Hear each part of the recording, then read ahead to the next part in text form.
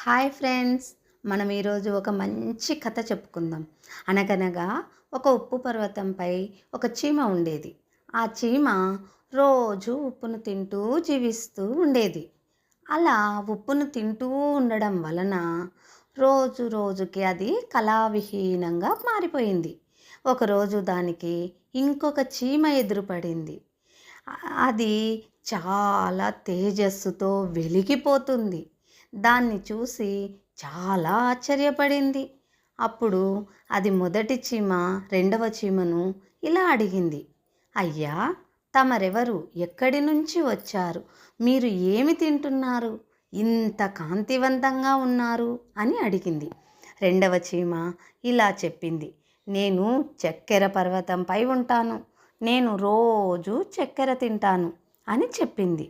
అప్పుడు మొదటి చీమ, అయ్యా, ఆ చక్కెర పర్వతం ఎక్కడుందో నాకు చూపించండి, చక్కెర ఉప్పు కంటే బాగుంటుందా అని అడిగింది. అప్పుడు రెండవ చీమ ఉప్పు పర్వతం పక్కనే ఉన్న చక్కెర పర్వతాన్ని చూపించింది. ఇక రుచి అంటావా, నీవే తిని తెలుసుకోమని చెప్పింది. వెంటనే మొదటి చీమ చక్కెర పర్వతం పైకి ఎక్కి కాసేపటికి తిరిగి వచ్చింది. రెండవ చీమతో ఇలా అంది, అయ్యా, తమరికి నేనే దొరికానా పరాచికాలాడడానికి?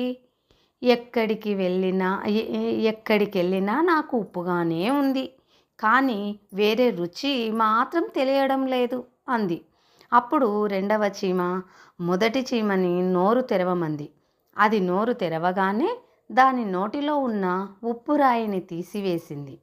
ఇప్పుడు వెళ్ళి రుచి చూడమంది. కాసేపటికి తిరిగి వచ్చిన మొదటి చీమ, ఆహా, ఎంత రుచిగా ఉందో, ఇక నేను కూడా చక్కెర పర్వతంపైనే జీవిస్తాను అని చెప్పింది. ఈ కథలో లాగే మనమందరం ఉప్పు పర్వతంపై ఉన్న చీమలాగే అజ్ఞానంతో బ్రతుకుతున్నాము. మనకు మన శరీరం కంటే అతి దగ్గరగా ఉన్న ఆ దేవదేవుణ్ణి మరిచి అజ్ఞానంతో వచ్చిన అహంతో బ్రతుకుతున్నాము. నోటిలో ఉప్పురాయి ఉన్నంత వరకు ఆ చీమకు చక్కెర రుచి ఎలా తెలియలేదో, అలాగే మనలో అహం ఉన్నంత వరకు ఆ భగవంతుణ్ణి దర్శించలేము.